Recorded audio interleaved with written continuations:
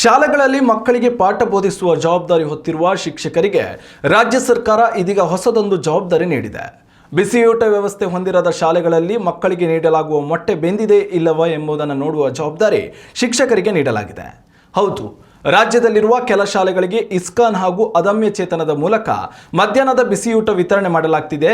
ಇಂತಹ ಕಡೆಗಳಲ್ಲಿ ವಿದ್ಯಾರ್ಥಿಗಳಿಗೆ ಬೇಯಿಸಿದ ಮೊಟ್ಟೆ ನೀಡುವುದು ಕಷ್ಟದ ಕೆಲಸವಾಗಿತ್ತು. ಹೀಗಾಗಿ ಈ ಶಾಲೆಗಳಿಗೆ ಗ್ಯಾಸ್ ಸ್ಟವ್ಗಳ ಪೂರೈಕೆಗೆ ಸರ್ಕಾರ ಅಸ್ತು ಎಂದಿದೆ. ಹೀಗಾಗಿ ಎಲ್ಲ ಪರಿಕರಗಳನ್ನು ಪೂರೈಕೆ ಮಾಡಿದ ಬಳಿಕ ಆ ಶಾಲೆಗಳಲ್ಲಿ ಶಿಕ್ಷಕರ ಸಮ್ಮುಖದಲ್ಲಿಯೇ ಮೊಟ್ಟೆ ಬೇಯಿಸುವ ಕಾರ್ಯ ನಡೆಯಲಿದೆ.